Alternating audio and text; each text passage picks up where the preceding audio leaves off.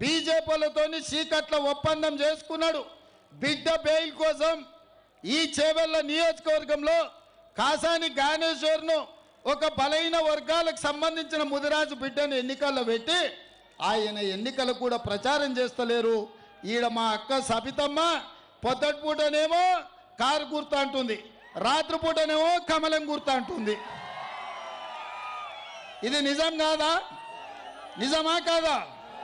కానీ మొన్న అసెంబ్లీ ఎన్నికల్లో మా లక్ష్మణ్ని ఈ నుంచి గెలిపించనుంటే ఈ నియోజకవర్గం అంతా అభివృద్ధి చేసే అవకాశం ఉండే.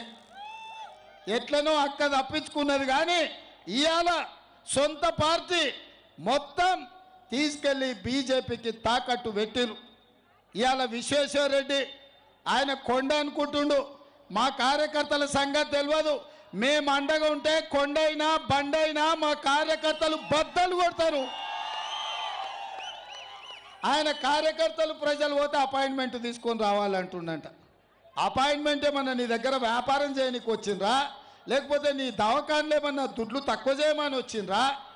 నీకు ఓట్లు వేసినందుకు వాళ్ళకి సమస్య ఉన్నప్పుడు వాళ్ళు వచ్చి కలుస్తారు. విశ్వేశ్వరరెడ్డి కలవాలి, శాతనైతే సాయం చేయాలి, నీ దవాఖానలు ఏమన్నా ఉంటే ఫీజులు తగ్గించాలి.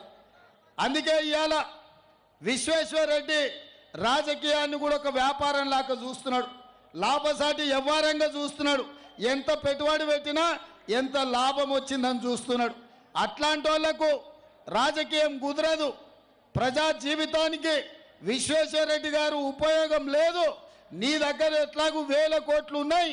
మీ మోడీని అడిగి ఉత్తరప్రదేశ్లోనో బీహార్లోనో రాజస్థాన్లోనో రాజ్యసభ తెచ్చుకో విశ్వేశ్వరరెడ్డి.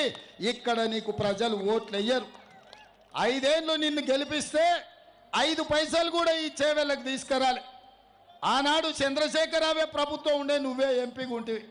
మళ్ళీ ఇవాళ 10 ఏళ్ళు తెలంగాణను మోసం చేసిన మోడీ పక్కన చేరి ఇవాళ మోడీ తరఫున ఓట్లు అడుగుతున్నావు.